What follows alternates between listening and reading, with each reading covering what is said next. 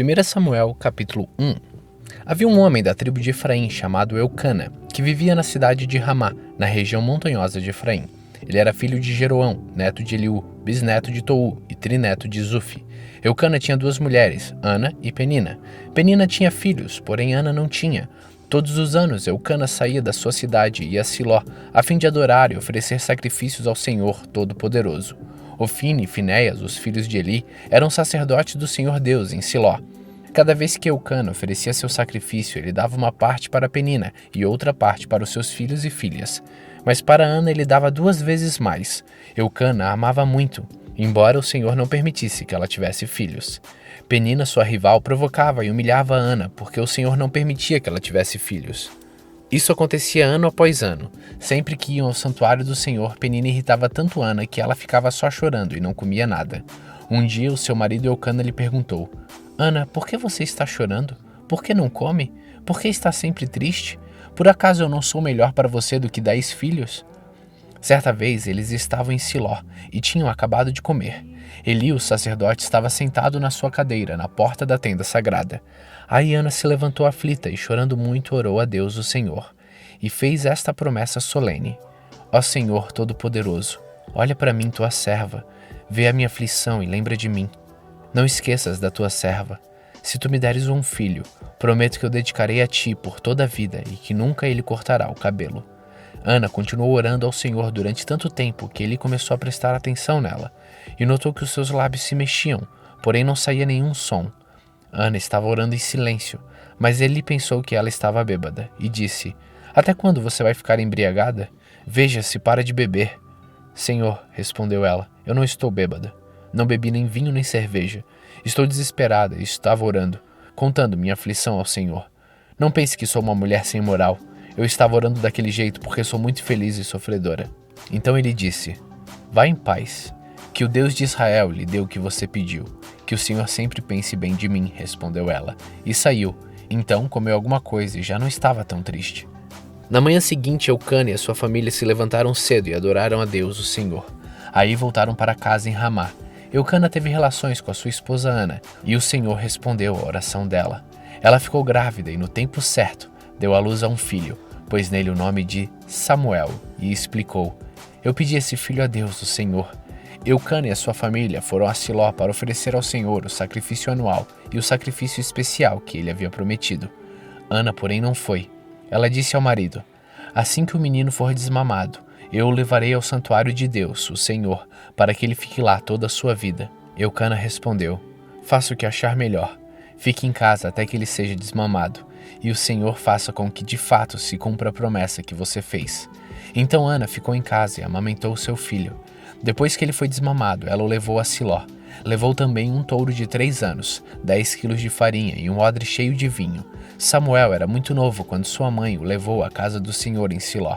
Os pais de Samuel ofereceram um touro em sacrifício e levaram o menino para Eli. Ana disse: Meu senhor, juro pela sua vida que sou aquela mulher que o Senhor viu aqui de pé orando. Eu pedi esta criança a Deus, o Senhor, e ele me deu o que pedi. Por isso agora eu estou dedicando este menino ao Senhor. Enquanto ele viver, pertencerá ao Senhor. Então eles adoraram Deus ali. 1 Samuel capítulo 2. Então Ana orou assim: O Senhor Deus encheu meu coração de alegria. Por causa do que ele fez, eu ando de cabeça erguida. Estou rindo dos meus inimigos e me sinto feliz, pois Deus me ajudou. Ninguém é santo como o Senhor, não existe outro Deus além dele, e não há nenhum protetor como o nosso Deus. Não fiquem contando vantagens e não digam mais palavras orgulhosas, pois o Senhor é Deus que conhece e julga tudo que as pessoas fazem. Os arcos dos soldados fortes estão quebrados, mas os soldados fracos se tornam fortes. Os que antes estavam fartos agora se empregam para ganhar comida, mas os que tinham fome agora estão satisfeitos. A mulher que não podia ter filhos deu à luz a 7 filhos, mas a que possui muitos filhos ficou sem nenhum. O Senhor Deus é quem tira a vida e quem a dá. Ele é quem manda a pessoa para o mundo dos mortos e a faz voltar de lá. Ele faz com que alguns fiquem pobres e outros ricos, rebaixa uns e eleva outros. Deus levanta os pobres do pó e tira da miséria os necessitados. Ele faz com que os pobres sejam companheiros dos príncipes e os põe em lugares de honra. Os alicerces da terra são de Deus, o Senhor. Ele construiu o mundo sobre eles. Ele protege a vida dos que são fiéis a ele, mas deixa que os maus desapareçam na escuridão, pois ninguém vence a sua própria força. Os inimigos de Deus, o Senhor, serão destruídos. Ele trovejará do céu contra eles. O Senhor julgará o mundo inteiro. Ele dará poder ao seu rei e dará vitória a esse rei que ele escolheu. Então Eucana voltou para sua casa em Ramá, mas o menino Samuel ficou em Siló, no serviço de Deus, o Senhor, como ajudante do sacerdote Eli. Os filhos do sacerdote Eli não prestavam e não se importavam com Deus, o Senhor. Eles não obedeciam aos regulamentos a respeito daquilo que o sacerdote tinha o direito de exigir do povo. Quando o homem estava oferecendo seu sacrifício, o ajudante do sacerdote vinha com um garfo de 3 dentes, e quando a carne estava cozinhando, ele enfiava o garfo dentro da panela, e tudo que o garfo tirava ficava sendo do sacerdote. Era costume fazer isso todas as vezes que um israelita ia a Siló para oferecer os sacrifícios. Mas antes mesmo de a gordura ser tirada da carne e queimada, os filhos de Eli mandavam que o ajudante do sacerdote fosse e dissesse a quem estava oferecendo o sacrifício: "Me entregue um pedaço da carne para o sacerdote assar." Ele não vai aceitar de você carne cozida, mas só carne crua. E se o homem respondia: "Deixe que a gordura queime primeiro, depois você pode tirar o que quiser", o ajudante do sacerdote dizia: "Não, entregue logo essa carne, senão eu tomarei à força." Assim, os filhos de Eli tratavam com muito desprezo as ofertas trazidas a Deus, o Senhor. E para o Senhor, o pecado desses moços era muito grave. Samuel continuava no serviço de Deus, o Senhor. Embora ainda fosse menino, vestia o manto sacerdotal de linho. Ana, sua mãe, todos os anos fazia uma túnica para ele e a levava quando ia com seu marido oferecer o sacrifício anual. Então Eli abençoava Eucana e a sua mulher e dizia: "Que o Senhor Deus dê a você e a Ana, sua mulher, outros filhos para tomarem o lugar do que foi dedicado a ele." Depois eles voltavam para casa. E o Senhor abençoou Ana, e ela teve mais 3 filhos e 2 filhas. E o menino Samuel crescia no serviço de Deus, o Senhor. Ele já estava muito velho. Ele ouvia falar de tudo que os seus filhos faziam aos israelitas, e também que eles estavam tendo relações com as mulheres que trabalhavam na entrada da tenda sagrada. Então ele disse: "Por que é que vocês estão fazendo essas coisas? Todos me falam do mal que vocês estão praticando. Parem com isso, meus filhos. Eu estou ouvindo o povo do Senhor Deus dizer coisas terríveis a respeito de vocês. Se uma pessoa peca contra outra, o Senhor pode defendê-la. Mas quem pode defender aquele que peca contra Deus?" Mas eles não ouviram o pai, pois o Senhor havia resolvido matá-los. E o menino Samuel continuava a crescer, e tanto o Senhor como as pessoas gostavam cada vez mais dele. Então um profeta procurou Eli e lhe deu esta mensagem de Deus, o Senhor: "Eu me revelei ao seu antepassado Arão, quando ele e a sua família eram escravos no Egito.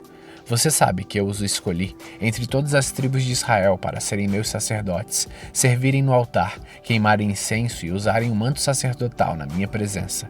E dei a eles o direito de ficarem com uma parte dos sacrifícios queimados no altar. Por que é que vocês olham com tanta ganância para os sacrifícios e ofertas que ordenei que me fossem feitos?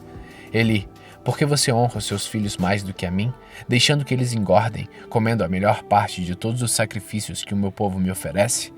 Eu, o Senhor, o Deus de Israel, prometi no passado que a sua família e os seus descendentes me serviriam para sempre como sacerdotes. Mas agora eu digo que isso não vai continuar, pois eu respeitarei aos que me respeitam, mas desprezarei os que me desprezam. Olhe, está chegando o tempo em que eu matarei todos os moços da sua família e da família do seu pai, para que nenhum homem da sua família chegue a ficar velho. Você passará dificuldades e terá inveja de todas as coisas boas que eu vou dar ao povo de Israel, mas ninguém da sua família chegará a ficar velho. Deixarei vivo apenas um dos seus descendentes, que será meu sacerdote, mas ele ficará cego e perderá toda a esperança, e todos os seus outros descendentes morrerão de morte violenta. Ofni e Finéias, os seus 2 filhos, morrerão no mesmo dia, e isso será uma prova para você de que o que eu disse é verdade. Escolherei para mim um sacerdote fiel, e ele fará tudo o que eu quero. Darei a ele descendentes que sempre estarão a serviço do rei que eu escolher. E todos os outros descendentes de você que por acaso ficarem com vida terão de se curvar diante do rei para pedir dinheiro e comida e implorarão para ajudar os sacerdotes, a fim de terem alguma coisa para comer.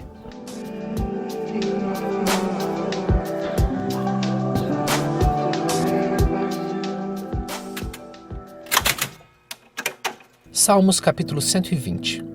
Quando estive aflito, pedi ajuda a Deus, o Senhor, e ele me respondeu. Ó Senhor, livra-me dos mentirosos e dos falsos. Mentirosos, que será que Deus vai fazer com vocês? Como será que ele vai castigá-los? Ele os castigará com as flechas afiadas de um soldado e com brasas. Viver entre vocês me faz sofrer tanto como se eu morasse com Meseque ou entre a gente de Quedar. Há muito tempo que estou morando com aqueles que odeiam a paz. Quando falo de paz, eles falam a favor de guerra.